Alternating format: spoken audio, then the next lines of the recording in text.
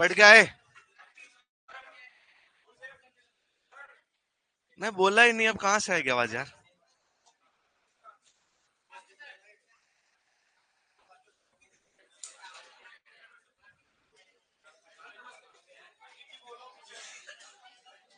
हाँ बोलो, क्या हुआ?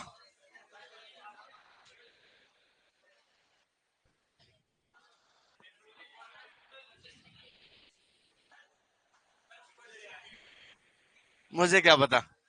ओके, आवाज आ रही है? एक बार कल का रिवीजन कर लेते हैं, फिर इनके दो क्वेश्चन ले लेंगे। ये क्वेश्चन दे रहे हैं कि सर ये क्वेश्चन है, हमारे आंसर बताओ। इनके आंसर बता देंगे, फिर अपन आज का नया शुरू करते हैं। तो कल हमने जितना पढ़ा उसका एक बार रिवीजन हो जाए तो ठीक रहेगा, क्योंकि पता ही चल जाएगा तुम्हें कितना याद देखनी है। एक बार पूछ ले। ओके, तो मर्दा में उपस्थित बालू, सिल्ट और मर्तिका के सापेक्ष अनुपात को क्या कहते हैं? मर्दा, मर्दा कणाकार के दो अन्य नाम, मर्दा गठन और मर्दा इंग्लिश में क्या कहते हैं? Soil texture. ओके, यदि हम बात करें मर्दा कणाकार की, तो मर्दा कणाकार कणाकार को खेत में यदि हमें मापना है, तो खेत में हम किस विधि द्वारा माप सकते हैं? फील्ड मेथड द्वारा माप सकते हैं। कौन से method द्वारा? अच्छा, लेबोरेटरी में मापना है तो कौन सी? अवसाधन। अच्छा, अवसाधन विधि द्वारा जो मापते हैं, उसमें मैंने एक चीज और लिखवाई बाद में। एक है कि प्रयोगशाला विधि दो प्रकार की, कितने प्रकार की? एक तो छलनी द्वारा छान कर, और दूसरी छलनी वाली छान कर किसके लिए यूज लेते हैं? बालू के लिए। और अवसाधन? अच्छा, अवसाधन विधि कौन से नियम पर आधारित है? स्टोक का नियम। और स्टोक का नियम कहता क्या है? कि कोई भी कण यदि गिरेगा तो उसका गिरने की दर किस पे निर्भर करेगी? उसकी त्रिज्या के स्क्वायर पे, त्रिज्या के वर्ग पे निर्भर करेगी। ये स्टोक का नियम था। ओके, कणाकार कितने प्रकार के मुख्य, और पूरे कणाकार वर्ग कितने प्रकार के? कणाकार वर्ग कहां मिलते हैं अपने को? सारे त्रिभुज के अंदर। त्रिभुज के अंदर कितने वर्ग है? 12 वर्ग है। अच्छा, कणाकार वर्ग मुख्य कितने? 4 है। पहला कौन सा? दूसरा? तीसरा? 4? सबसे बेस्ट कौन सा? क्यों है बेस्ट? क्योंकि इसमें सबके गुण मिक्स है। अच्छा, भारी मर्दा है कौन सी? अरे जिसका वजन, अरे कहां वजन, जिसकी जुताई आसानी से, कौन सी मर्दा? और जिसकी जुताई आसानी से हो जाए वो कौन सी मर्दा? अच्छा, ये भैया ने दो क्वेश्चन पूछे हैं। कुल मर्दा में कितना प्रतिशत जल पाया जाता है? कुल मर्दा में जल पाया जाता है 25%। कितना पाया जाता है? कुल मर्दा में जल कितना पाया जाता है? फिर एक दूसरा क्वेश्चन आया कि रंध्रावकाश में, ये तो है कुल मर्दा में, किसके अंदर? कुल मर्दा के अंदर। कुल मर्दा के अंदर 45% हो आपका खनिज, 5% आपका कार्बनिक पदार्थ, 25% आपका वायु, और 25% जल। इन तीनों को जोड़कर 75 हो जाएगा। पीछे रहेगा कितना? 75। अब ये पूछा है कि रंध्रावकाश के अंदर, तो रंध्रावकाश के अंदर कुल कितने प्रतिशत? तो कुल रंध्रावकाश का कितना प्रतिशत जल है? तो मुझे बताओ, कुल रंध्रावकाश है कितना? 50%। 50। अब 50 है किसका? कुल मर्दा का है। अब कुल मर्दा नहीं पूछा है, उन्होंने पूछा रंध्रावकाश का, तो मतलब रंध्रावकाश को कितना मानना है? 100। अब रंध्रावकाश किससे मिलकर बना है? जल और वायु। अच्छा, 50 जब था तब वायु कितनी थी? और 50 था जब जल कितना था? अब 50 कितना हो गया है, तो जल कितना हो जाएगा, और वायु भी कितनी हो जाएगी? तो यदि कुल मर्दा का पूछे तो और रंध्रावकाश का पूछे तो 50। आधा आधा। आगे बात समझ में? कोई दिक्कत नहीं है ऐसे ही आंसर देने, और ये आपको कंफ्यूज करने के लिए कुछ भी पूछ सकते हैं। अब मैं पूछूं, कुल खनिज पदार्थ का, सॉरी कुल ठोस पदार्थ का खनिज कितने? 90%। कुल खनिज के कार्बनिक पदार्थ कितने? 10। कुल रंध्रावकाश का वायु कितना है? लेकिन कुल मर्दा का वायु कितना है? 25। कुल मर्दा का रंध्रावकाश कितना है? कुल मर्दा का आपके खनिज पदार्थ कितने? और कुल मर्दा के आपके कार्बनिक पदार्थ कितने? 5%। तो आपको यदि कुल मर्दा पूछे तो आंसर अलग जाएगा, और सिर्फ ठोस पूछा है या फिर रंध्रावकाश पूछा है, आंसर अलग जाएगा। ओके, आज हेडिंग लगाइए मृदा संरचना।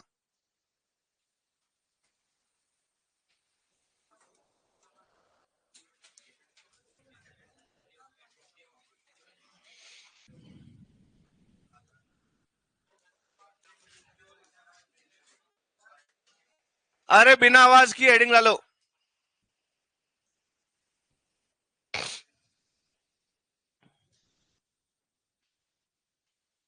भवानी सर पढ़ाते थे वही पढ़ा रहे हो या अलग? भवानी सर क्या पढ़ाते थे मुझे नहीं पता। नहीं, मैं एग्रोनॉमी नहीं पढ़ा रहा, मैं सोयल साइंस पढ़ा रहा हूँ। टॉपिक भी ये पढ़ा दी भवानी सर, नहीं हूँ। वो आ नहीं रहे थे दिनों से। ओके, मर्दा संरचना लिखिए। हाँ, आती है एग्रोनॉमी में ये।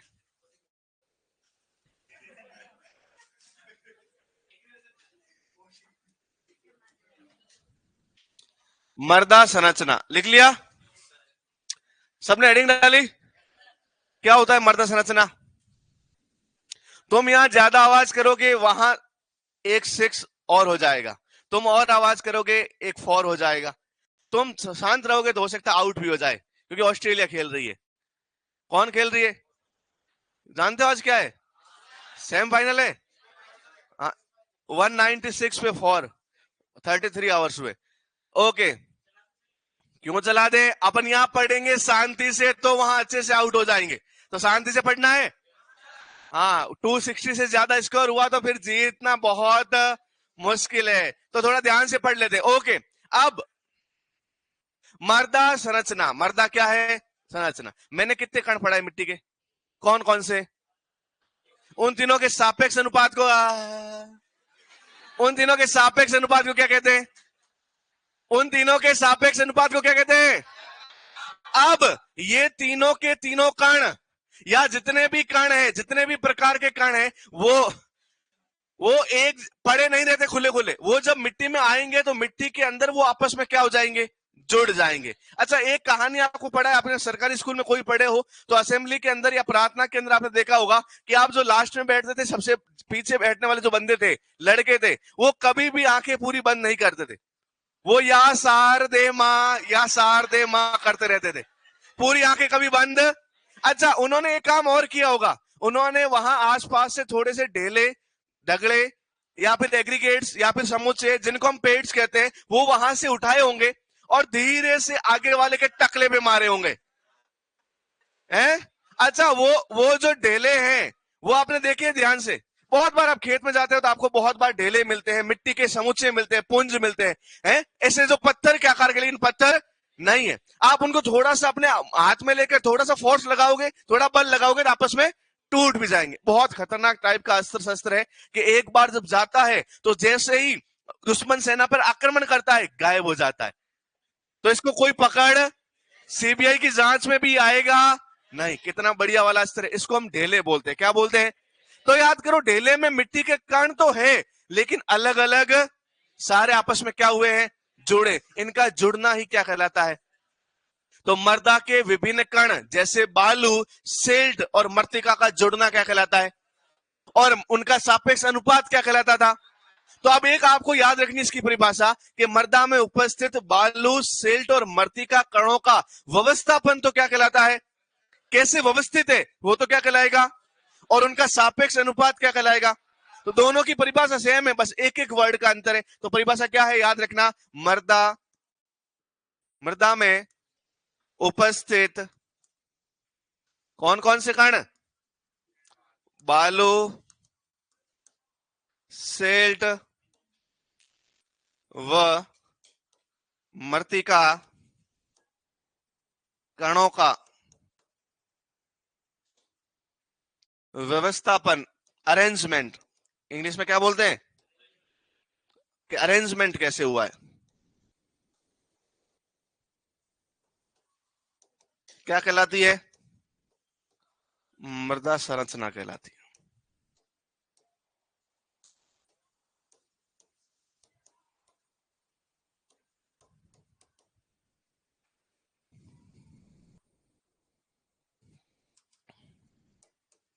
जैसे ये मिट्टी के कण है अलग अलग, ये तो है मर्दा कण, और ये मर्दा कण आपस में जुड़ेंगे, तो ये एक प्रकार की क्या बना दी इन्होंने? ये एक संरचना बन गई मिट्टी की। ये तो है मर्दा कण और ये है मर्दा संरचना। ये याद रखना। तो मैं करूंगा? नहीं नहीं, मुझे बोल सकते हो। मैं आपका, अरे मतलब मालिक हो आप लोग यार। क्या क्या करना ऑन फैन? अरे नहीं नहीं, नो टेंशन रहो तुम। अरे पैसे फेंको और मैं तो, तुम जो बोलोगे कर लूंगा। नाचना है? हाँ, पैसे फेंको। ओके। अब हो गया? नहीं, शायरी वगैरह नहीं आती। पंखा ऑन हो गया मालिक? ओके, अब लिख लो मालिक। मैं हूं मालिक, ओके कोई बात नहीं। अच्छा ले लो, जल्दी। लिख लिया? वाह, शांत रहे। 4 से 6 हो गए विकेट। हाँ, 2 विकेट और हो गए। अब और शांत रहना। तुम ही आज भारत को जिताओगे। बस। लिख दिया? लिख दिया? लिख दिया क्या? ओके, ठीक है, आगे बढ़े। अच्छा, समझ में आया कि नहीं आया? परिभाषा दोनों की सेम है। उसमें क्या था? मृदा में उपस्थित बालू, सेल्ट और मृतिका कणों का, तो क्या हो जाता? मृदा कणाकार। और यहाँ क्या है? व्यवस्थापन। तो इसको अंडरलाइन कर लेना, व्यवस्थापन को। सापेक्ष अनुपात होता तो क्या हो जाता? कणाकार। और व्यवस्थापन है तो क्या हो जाएगा? संरचना। तो दोनों की परिभाषा कैसी है? सेम है। लिख दिया क्या? अरे सबने लिख दिया? आगे बढ़े। ओके, दो बातें याद रखना। अरे तुम ज्यादा मत। दो बातें याद रखना। यदि किसी परिभाषा में व्यवस्थापन जैसा कोई शब्द आए, तो आपको याद रखना है वो क्या होगी? मृदा संरचना होगी। और किसी डेफिनेशन के अंदर यदि एक वर्ड आए सापेक्ष अनुपात, कौन सा अनुपात? रिलेटिव प्रपोर्शन आए, तो याद रखना सापेक्ष अनुपात में क्या होगा? मृदा कणाकार। दोनों बातें नोट कर लीजिए भैया। ये दो वर्ड याद रखने।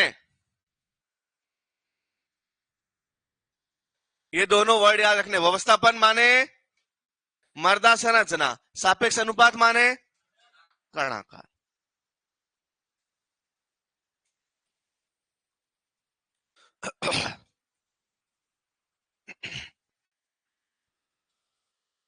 लिख दिया?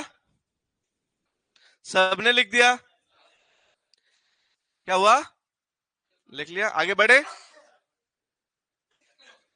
एक सीख हो गई, अब नहीं बढ़ेंगे, 2 मिनट रुकेंगे, पानी वानी पियेंगे, वापस बैठ जाओ सारे नीचे। ओके, बाद में चलेंगे। ठीक हो गई ना एक है?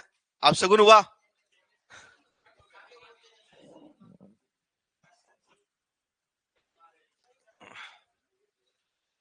बाकी विकेट हो जाता।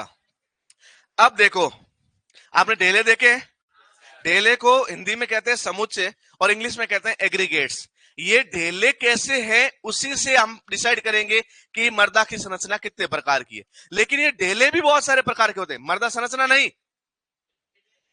वो ढेले वाले तो बाद में, पहले अपना हिसाब होगा। ये क्या चल रहा है यार?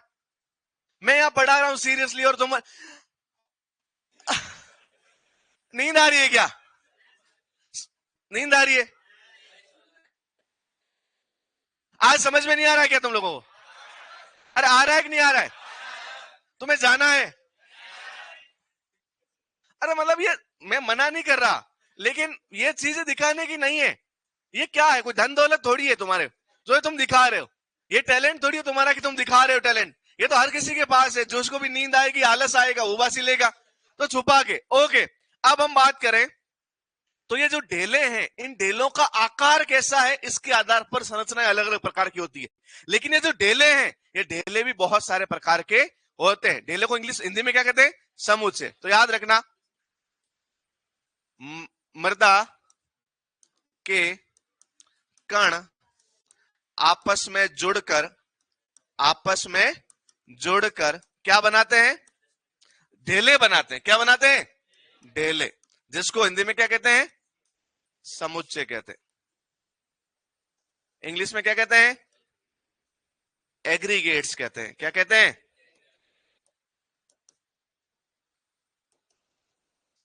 अरे बिना आवाज की लिख लो रे, अभी तक तो ऑल आउट हो जाती।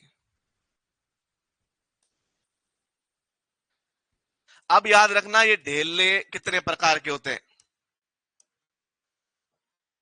और ये सब देखे तो है कि नहीं देखे तुम लोगों ने?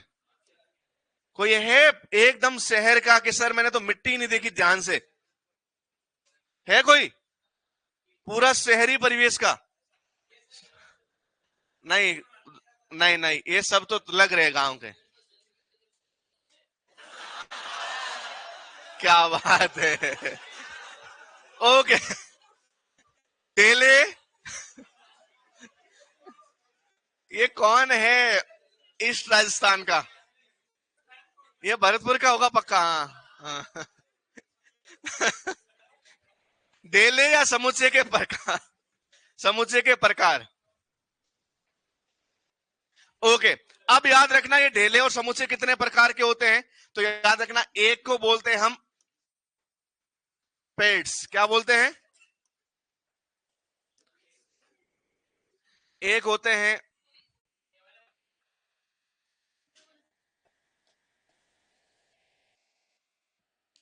बस लिख लो आप, दूसरे नंबर पे होते हैं क्लोड्स।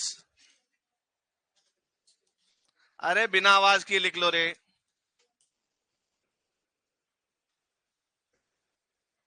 एक होते हैं फ्रेगमेंट।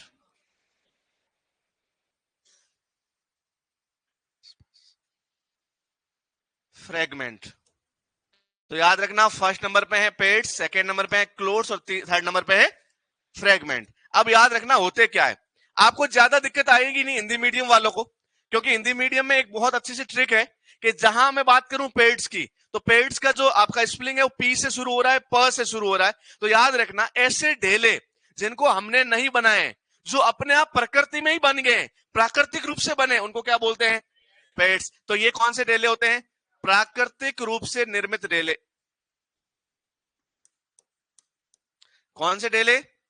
प्राकृतिक रूप से, मतलब जिनको हमने बनाया। तो क्या हम भी ढेले बनाते हैं क्या? कैसे बनाते हैं?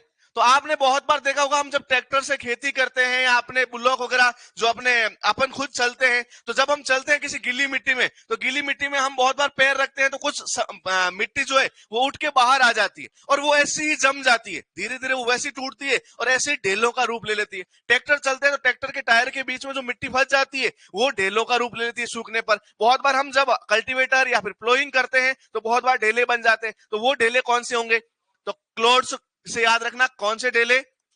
कृत्रिम रूप से बने ढेले। तो कितने प्रकार के ढेले हो गए? दो प्रकार के। पहले नंबर कौन सा और दूसरे कृत्रिम। अब बहुत बार हम प्राकृतिक रूप से ढेलों के ऊपर चले, तो प्राकृतिक ढेले जो है अपने पैरों से, अपने गाय भैंस के पैरों से या अपने गाड़ी वगैरह के व्हील से जो है वो टूट जाते हैं। तो प्राकृतिक ढेले यदि टूट जाएं तो उनको क्या बोलते हैं? तो याद रखना, ये होते हैं टूटे हुए प्राकृतिक ढेले। क्या कहलाते हैं? फ्रेगमेंट्स कहलाते हैं। तीनों चीजें याद रखना। पहला कौन सा? तो प्राकृतिक ढेलों को क्या बोलते हैं? प्राकृतिक से प याद रखना, फिर पेड़ से भी प।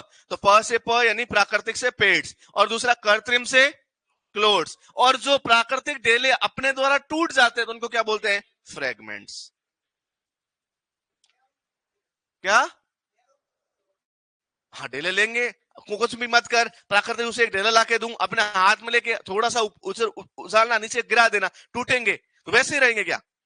नया ही रूप आएगा उसका, तो टूट के छोटे छोटे भागों में टूट जाएंगे, उसको हम क्या बोलेंगे? फ्रेगमेंट, मतलब टुकड़े उसके। तो टुकड़े क्या होते हैं? प्राकृतिक रूप से टूटे हुए। जो प्राकृतिक ढेले जब टूट जाते हैं तो क्या बनते हैं? फ्रेगमेंट। लिख लिया? वापस बोलो। एक नंबर पे क्या होते हैं? पेड्स। दूसरे नंबर पे क्या होते हैं? और तीन नंबर पे फ्रेगमेंट्स क्या होते हैं? अब नेक्स्ट हेडिंग लगाओ, मृदा संरचना का प्रकार। मृदा संरचना का प्रकार या मृदा संरचना के प्रकार। मृदा संरचना के प्रकार। Types of soil structure. मृदा संरचना को इंग्लिश में क्या कहते हैं? सोइल स्ट्रक्चर, और ये एडिंग हो जाएगी टाइप्स ऑफ सोइल स्ट्रक्चर। बिना आवाज किए लिख लो, टाइप्स ऑफ सोइल स्ट्रक्चर। याद रखना,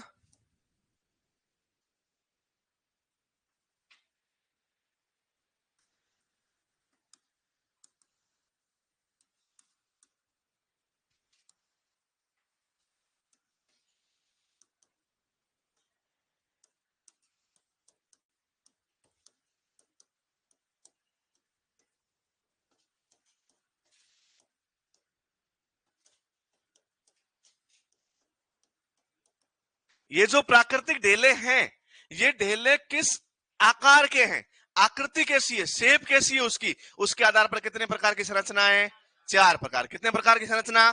तो आपसे पूछे जाए मृदा संरचना कितने प्रकार की, तो कितने प्रकार की? 4 प्रकार की। जैसे एक का नाम है प्लेटी संरचना। कौन सी संरचना? नाम बोलो, कौन सी संरचना?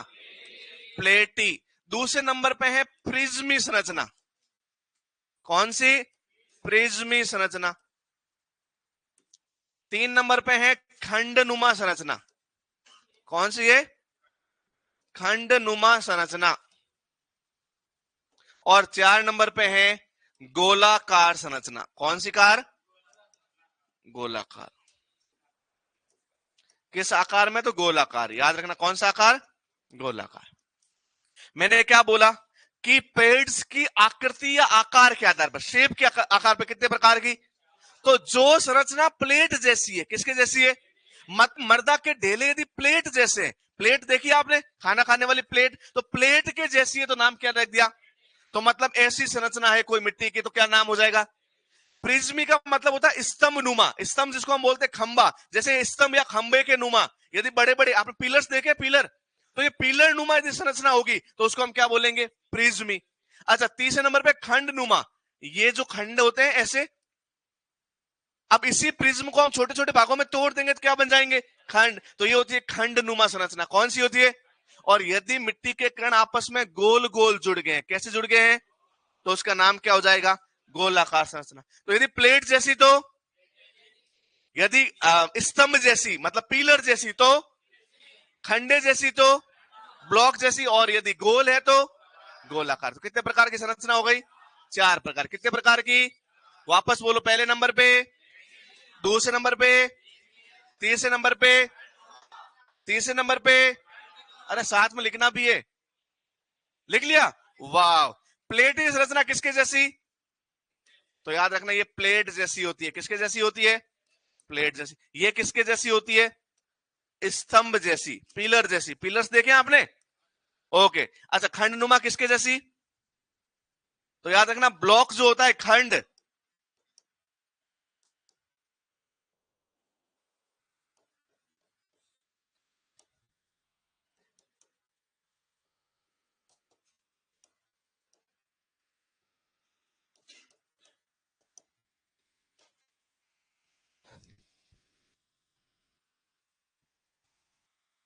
सर आप स्पीड से पढ़ाया करो, आप धीरे पढ़ाते हो।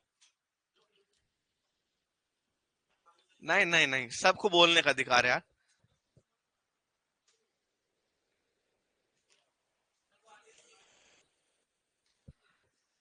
बोल सकते हैं बच्चे।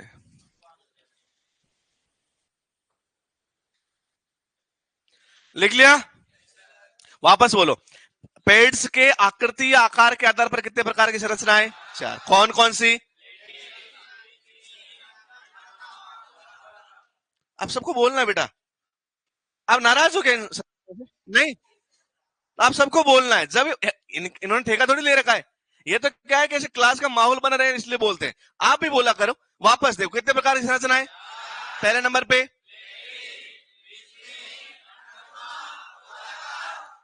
ये क्या है? सारे एटीट्यूड वाले हैं। आप इनका नाम नहीं लोगे, आपको ये कभी याद नहीं होंगे। ये ऐसे ही नाम है, जब तक आप नाम नहीं इनके याद करोगे ढंग से तो याद नहीं होंगे। अब एक बात आपको याद रखनी है कि जो गोलाकार संरचना है, कौन सी संरचना? गोलाकार। ये गोलाकार संरचना वापस 2 प्रकार की। कितने प्रकार की? अब एक बात तो इस गोलाकार संरचना में याद रखना, क्या याद रखोगे? कि इन संरचनाओं में सबसे अधिक रंध्र पाए जाते हैं। तो रंध्र का सबसे अधिक किसमें? सबसे अधिक रंध्र किसमें पाए जाते हैं? सबसे अधिक रंध्र अवकाश किसमें पाए जाते हैं? तो याद रखोगे सबसे अधिक पोरोसिटी किसकी? सबसे ज्यादा पोर स्पेस किसमें? सबसे ज्यादा खाली जगह किसमें? खाली जगह ज्यादा होगी तो पानी भी और हवा भी, तो पौधे को पानी ज्यादा चाहिए तो ज्यादा मिलेगा, ज्यादा मिलेगा तो पौधा ज्यादा ग्रो करेगा। तो याद रखना जिसका रंध्रावकाश ज्यादा होते हैं वो पौधों के लिए भी क्या होती है? अच्छी होती है। तो गोलाकार संरचना पौधों के लिए क्या है? अच्छी है। अब ये गोलाकार संरचना दो प्रकार की, कितने प्रकार की है? एक है दानेदार, क्या बोलते हैं?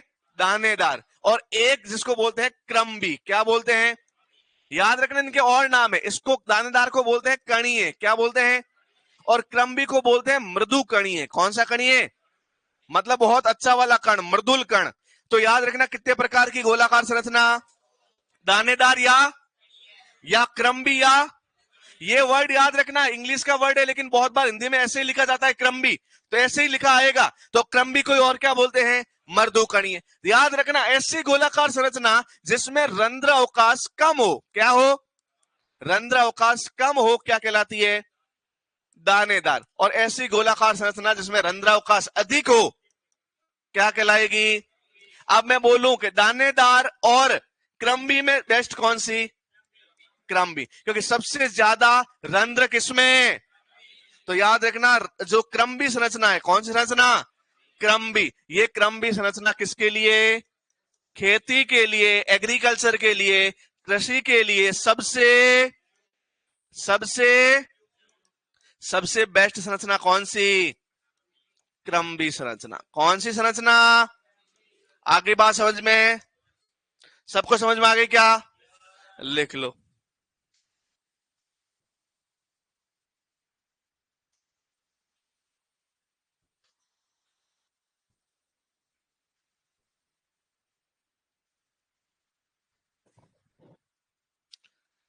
बहुत टाइम हो गया क्वेश्चन नहीं किया, एक क्वेश्चन करें? एक क्वेश्चन लिख लेते। नहीं, एक एक, दो तो मुझे ही नहीं आते, रट के भी एक ही आया हूं। क्या हो गया उससे? निकल तो सुपरवाइजर का एग्जाम नहीं ला। तुझे बड़ा पता है। रियली? एक एक वगैरह है क्या? एक वगैरह कर रखा है क्या मेरा मोबाइल वगैरह? भाई प्लीज मत करना है? गोलाकार में सबसे अधिक रंध्र अवकाश, ये वापस कितने प्रकार की? ग्रेनुलर एंड क्रम्बी, मतलब दानेदार और क्रम्बी। क्रम्बी को और बोलते हैं मर्दुकणीय। मर्दुकणीय में रंध्र अवकाश अधिक होते हैं और ये खेती के लिए सबसे उपयुक्त प्रकार की संरचना है। अब देखो आज की क्लास की सबसे उपयुक्त बात यही है। जैसे कल की बात का सारांश लिखवाया था अपन ने, वैसे ही आज की क्लास का सारांश यही है। तो सबसे बेस्ट संरचना कौन सी? क्रम्बी, मर्दुकणीय जिसको बोलते हैं। ये जो मैं क्वेश्चन पूछने जा रहा हूं, मेरी जिनसे इच्छा होगी पूछने की उनसे ही सबको आपको आंसर देने की आवश्यकता। जब मैं क्वेश्चन लिख रहा हूं आपको भी क्वेश्चन अपने कॉपी में लिखना है, तो सब जब क्वेश्चन लिख रहे हैं सब लिखने लग जाइएगा, लेकिन आंसर किसी को देना। अब मैं देखना चाहता हूं कि कौन है जो सबसे टैलेंटेड बंदा है, जो आंसर सबसे सही बताएगा। ओके, तो क्वेश्चन लिखना है आपको कॉपी में, लिखेंगे? ओके, क्वेश्चन लिखना है। प्रश्न नंबर 1, मृदा या फिर कृषि के लिए, अरे आवाज नहीं करना है।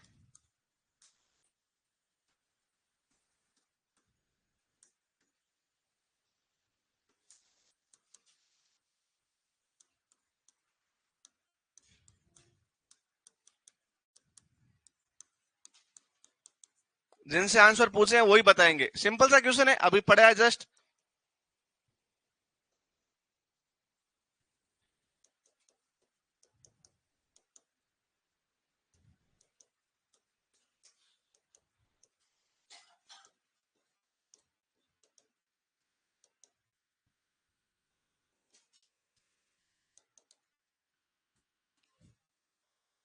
आंसर लिख दिया? ओके, क्वेश्चन पूछ लूं मैं किसी से? कौन बताएगा? किस किस को आता है आंसर इसका? ओके, बहुत बढ़िया बहुत बढ़िया, क्या बात है। 20 वालों को तो नहीं पूछना है, जिनके 20 में से 20 सही होते हैं। कौन ऐसा है जिसने बिना 20 वाले हाथ खड़ा किया है? कोई नहीं है। अरे किसको पूछ सकते हैं ये आंसर? इसका आंसर किस किसको पता है? उनसे नहीं पूछना है फिर। आप बताओ बेटा। आप, हाँ, आपके पीछे। हाँ। अरे ऑप्शन में देखा ना है। ये फोर्थ। फोर्थ। कौन कौन इन भैया के साथ है? कौन कौन इन भैया के अगेंस्ट है? अगेंस्ट है इन भैया के अगेंस्ट। अरे कौन है जो इनके अगेंस्ट है? मतलब ये आंसर, ये तो डी ऑप्शन बता रहे, डी। D answer. नहीं, वो देखो एक भैया ने हाथ खड़ा किया है कि डी नहीं है। और कोई? दो होंगे, होंगे तीन। ऐसे कैसे नहीं फंस सकते यार, फंसेंगे लोग। तो आंसर इसका क्या है? डी। क्योंकि यहां क्या पूछा है? और ये तीनों ऑप्शन किसके हैं? संरचना के हैं। और आपसे क्वेश्चन में क्या पूछा है?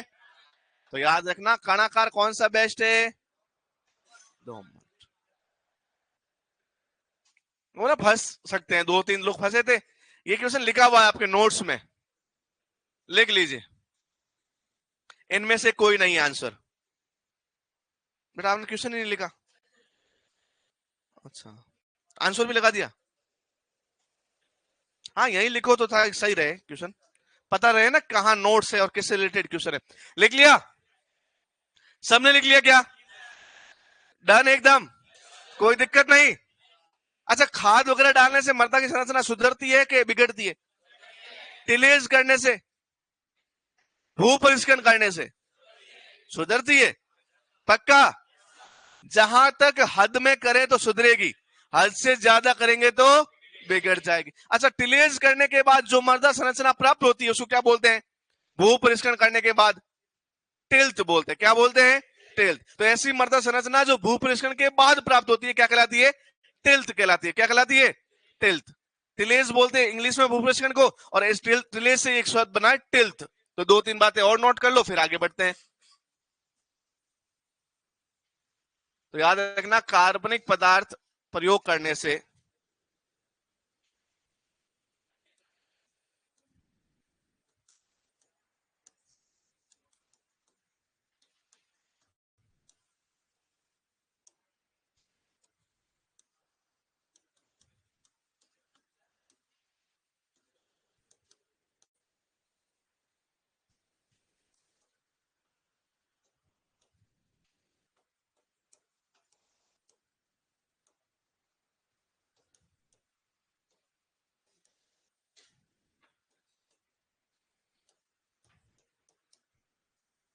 कार्बनिक पदार्थ, फॉस्फेटिक उर्वरक, फॉस्फोरस के जो उर्वरक होते हैं, जानते कौन कौन से? SSP, DAP, MAP, ammonium phosphate, ये सारे, ये फॉस्फेटिक उर्वरक। और कैल्शियम आयन, कैल्शियम आयन जानते हैं? कौन सा वाला? Ca2+। ये तीनों ही मिट्टी की संरचना में क्या करते हैं? सुधार करते हैं।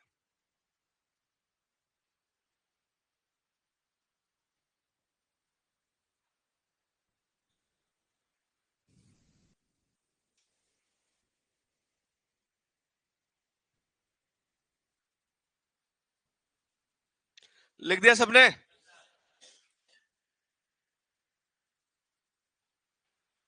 नेक्स्ट कौन सी प्रॉपर्टी लिखवाई थी अपन ने शुरू में? इसके आगे क्या है? कणाकार संरचना के बाद में क्या है? घनत्व। मर्दा घनत्व। लगाओ हेडिंग, मर्दा घनत्व। ये टॉपिक समझ में आ गया तो समझ लेना पूरी सोल समझ में आ सकती है, वरना आपको पूरी सोल समझ में कभी। ये घनत्व समझ में आ गया तो समझ लेना तुम सोल समझ सकते हो। अभी तक जितनी बातें की सब बकवास है, सबको बताइए, तो कोई इसमें स्पेशल बात नहीं थी। घनत्व समझ में किसी को? क्योंकि घनत्व में आएगा जोड़ बाकी गुणा भाग। घनत्व तो समझ में आ जाएगा, लेकिन जोड़ बाकी गुणा भाग आज तक समझ में। अच्छा, जोड़ बाकी यदि 15 को 25 से गुणा करवाना है तो कोई दिक्कत नहीं है, लेकिन यहां गुणा होगा 1.25 से 2.35 का, हो जाएगा? पक्का? पक्का। ओके, लिखिए मर्दा घनत्व।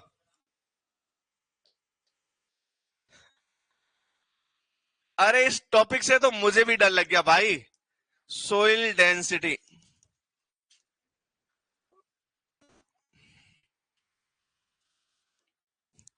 सोइल डेंसिटी, मृदा घनत्व।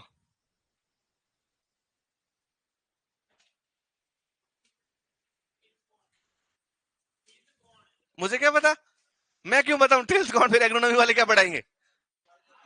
नहीं, मैंने इतना ही रट के आया हूं, आज इतना पढ़ाना है। मैं तो ये भी नहीं रटा, इसलिए पानी पी रहा हूं बार बार।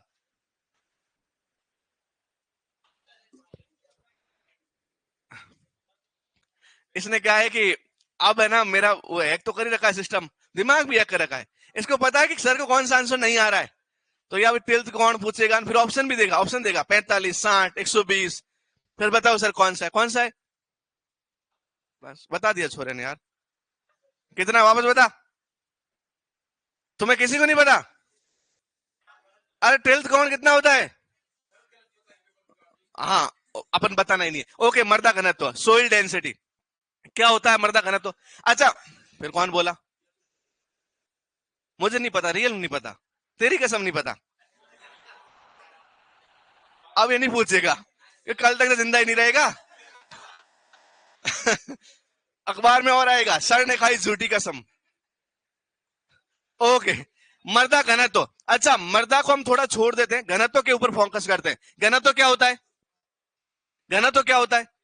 अच्छा, डेंसिटी तो सबको ही पता है, इंग्लिश में बोलते हैं, लेकिन घनत्व है क्या एक्चुअल में? घनत्व है क्या? तो याद रखना, किसी भी वस्तु के भार में उस वस्तु के आयतन का भाग देंगे। वस्तु के अंदर भार जितना भी होगा, उसके अंदर हम आयतन का भाग देंगे, तो हमारे पास क्या आ जाएगा? घनत्व। तो घनत्व में आपको एक बात याद रखनी, घनत्व बराबर होता है भार बट्टा, भार बट्टा, याद रखना, भार बट्टा आयतन। अच्छा, अब आपको याद रखना है कि जब हम घनत्व की बात करें और भार बट्टा आयतन की बात करें, तो अभी तक तो हमें यह भी नहीं समझ में आया कि भार क्या होता है, और दूसरी बात हमें यह नहीं समझ में आ रहा कि आयतन क्या होता है। भार क्या होता है सबको पता है, क्या होता है भार? तुम वापस उसका हिंदी बता देते हो या पर्यायवाची बता देते हो। तो भार का मतलब है वो वस्तु जिन रासायनिक तत्वों से मिलकर बनी हुई है, उन सब के परमाणुओं का भार उस वस्तु का भार होता है। जैसे अपनी बॉडी है, तो अपनी बॉडी में बहुत सारे तत्व है, वो तत्व सारे मिला के उनका परमाणुओं का भार जोड़ेंगे, तो हमारे किसका भार आ जाएगा? बॉडी का भार आ जाएगा, जिसको हम बोलते हैं मास। क्या बोलते हैं? क्या बोलते हैं? तो ये बाहर आ जाएगा। अच्छा, हर वस्तु अपने एनवायरमेंट में, अपने पर्यावरण के अंदर कोई ना कोई जगह घेरती है। जैसे आप सबने भी अपने टेबल पे ये बंदे हैं जो चार ही बैठे, पांचों आएगा तो बोलेंगे सर जगह नहीं है। ये जगह क्या है? उस जगह का मतलब है वहां आयतन नहीं है उसका, उसको जो सरफेस घेरेगा, वो जितनी जगह घेरेगा उतनी जगह यहां अवेलेबल नहीं है।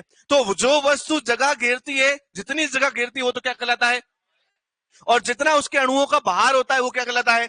भार कहलाता है। जैसे मैं बताऊं कि इस पेन का भार है मान लीजिए 10 ग्राम, कितना ग्राम? लेकिन इस पेन ने एक जगह भी घेर रखी है, एक जगह जहां पे ये पेन है वहां पे कोई दूसरा नहीं आ सकता। पेन ने जहां जगह घेर रखी वहां कोई दूसरा नहीं आ सकता। इसका मतलब इसने जो जगह घेर रखी है उसको क्या बोलेंगे? आयतन। क्या बोलेंगे? याद रखना, भार को मापने की इकाई जो है, भार को जिसमें मापा जाता है, तो भार की जो इकाई है वो है ग्राम, किलोग्राम, जिसको हम बोलते हैं टन, या फिर मेगाग्राम। कौन सा ग्राम? तो ग्राम हो गया, किलोग्राम हो गया, टन हो गया, या मेगाग्राम, ये सब किसकी इकाइयां हैं? क्विंटल, क्विंटल किसकी इकाई है? अच्छा, गांव में हमारे चलता होगा मण, मण मतलब 40 किलो, तो ये मण किसकी इकाई है? बाहर की। पाउंड आपने सुना होगा, किसकी इकाई है? बाहर की। तो ऐसे ही आपने देखा होगा, बाहर की इकाई मुख्यतः हम कौन कौन सी यूज करते हैं? ग्राम या फिर मेगाग्राम। ये कौन सा है? मेगाग्राम। अच्छा, जब हम आयतन की बात करें, किसकी बात करें? आयतन की। तो आयतन के अंदर आपको याद रखना है कि आयतन को हम मापते हैं सेंटीमीटर क्यूब के अंदर। किसके अंदर? या फिर मीटर क्यूब के अंदर, या फिर हम मापते हैं लीटर के अंदर। किसके अंदर? Litre, kilo litre. लीटर आपने सुना होगा, जब भी आप कोई भी लिक्विड प्रोडक्ट लेने जाते हैं तो आप बोलते हैं कि लीटर में, जैसे दूध 1 लीटर, या फिर घी 1 लीटर, पानी की 1 लीटर की बोतल, या फिर आपका ऑयल, जो आपका वेजिटेबल ऑयल आप खरीदने जाते हैं, उसको हम लीटर में बोलते हैं। बहुत बार हम गलती से उसको किस में बोल देते हैं? किलो में। हम जैसे मान लो 1 किलो घी खरीदने गए, लेकिन 1 किलो घी के अंदर 917 ग्राम घी होता है। कितना ग्राम? 917। तो याद रखिए, 1 किलोग्राम घी के अंदर 100 जो ग्राम है वो 1 लीटर से कम है। 1 लीटर घी का मतलब है 100 ग्राम कम है आपका, किससे? 1 किलोग्राम से। तो बहुत बार प्राइस जो होती है आप किलोग्राम में बताते हैं और आपको दे देते हैं लीटर के अंदर, 1 लीटर का पैकेट देते हैं। तो 1 लीटर और 1 किलोग्राम घी बराबर लेकिन 1 किलोग्राम और 1 लीटर पानी दोनों क्या होते हैं, बराबर। भले आप बोलो 1 किलोग्राम पानी या आप बोलो 1 लीटर पानी, दोनों का भार और आयतन दोनों का क्या होता है, और क्या इस किस में मापते हैं, सेंटीमीटर क्यूब में या फिर मीटर क्यूब में। हमेशा याद रखना, क्षेत्रफल मापा जाता है स्क्वायर में, वर्ग में, और आयतन मापा जाता है घन में। तो सेंटीमीटर घन या फिर घन सेंटीमीटर और घन मीटर, ये किसकी इकाई है, आयतन की। इतना लिख लो।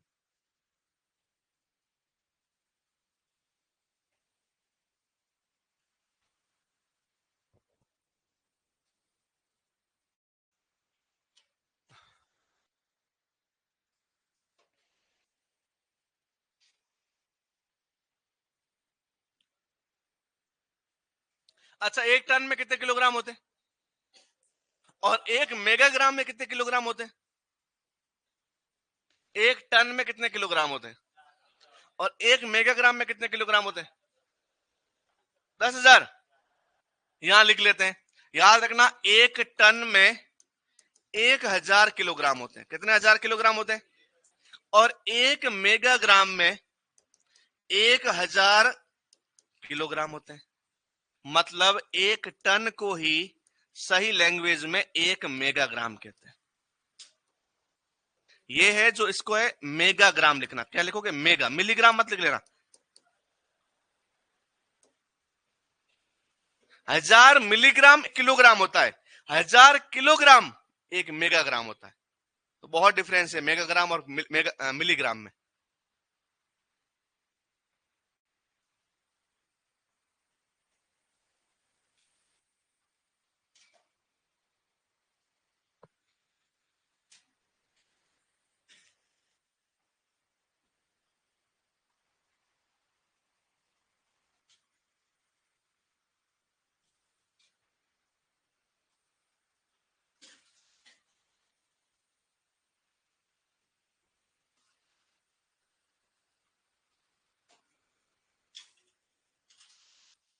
अगली बात समझ में, लिख लिया क्या, ये तीनों इकाइयां याद रखना। बाहर की इकाई क्या है, ग्राम है, किलोग्राम है, टन है, या फिर मेगाग्राम। आयतन की इकाई क्या है, सेंटीमीटर क्यूब या मीटर क्यूब। अच्छा, अब देखो घनत्व तो क्या होता है, भार बटा आयतन। तो भार की इकाई किसमें, ग्राम में, और आयतन की इकाई किसमें, सेंटीमीटर क्यूब में। तो ग्राम प्रति सेंटीमीटर क्यूब किसकी इकाई है, घनत्व की। ऐसे ही एक घनत्व की इकाई है मेगाग्राम पर मीटर क्यूब। तो याद रखना, क्योंकि ये ऊपर वाला क्या दर्शाता है, भार, और नीचे वाला क्या है, तो भार बट्टा आयतन क्या कहलाता है, भार बट्टा आयतन क्या कहलाता है। तो घनत्व की दोनों इकाइयां लिख लीजिए, दोनों इकाइयां किसकी है, घनत्व की, डेंसिटी की है। ग्राम प्रति सेंटीमीटर क्यूब, ग्राम प्रति घन सेंटीमीटर, और मेगाग्राम प्रति घन मीटर।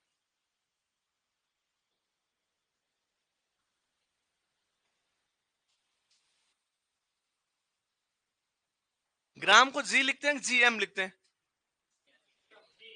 जी लिखते हैं, ठीक है, जीएम नहीं लिखना है। मैं गलत थोड़ी लिखूंगा जी, अपन गलती से जीएम लिखते हैं उसको, ठीक है। लेकिन आपको याद रखना है एक्चुअल में होता है जी। आपने कभी किलोग्राम को ऐसे देखा है क्या, केजीएम। तो आप किलोग्राम कैसे लिखते हैं, तो फिर वो एम कहां गया, तो एम, ये तो ग्राम वाला ही तो जी है। तो फिर ग्राम में जी, जी था तभी तो एम नहीं आया इसमें, वरना अपन किलोग्राम कैसे लिखते, देखो केजीएम नहीं लिखते हैं ना, केजी तो एफ लिखते हैं अपन। हाँ, Allu Arjun, yes Vardhan, okay nice. हाँ कोई बात नहीं, निकल जाता। लिख लिया, सबने लिख लिया। अब देखो घनत्व होता क्या है,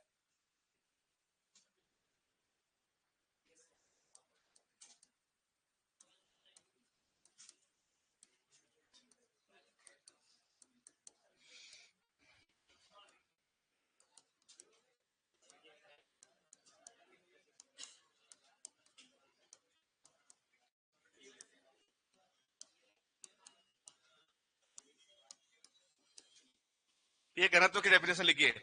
प्रति इकाई आयतन का भार क्या कहलाता है, प्रति इकाई आयतन वस्तु का भार क्या कहलाता है, घनत्व कहलाता है।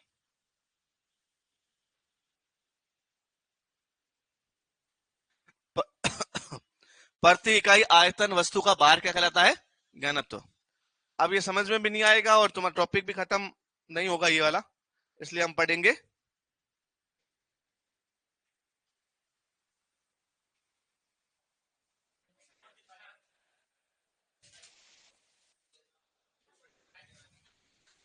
एक बार इसको और बता देंगे, ऑनलाइन वाले बच्चे बताएंगे, अभी 2 मिनट रुको। हाँ बोल दिया, अभी बता रहे, इसको और बता रहे। अरे स्कोर बता रहे, अभी स्कोर आपको कितना हुआ है अभी देख लेते हैं। अभी बता रहे बच्चे।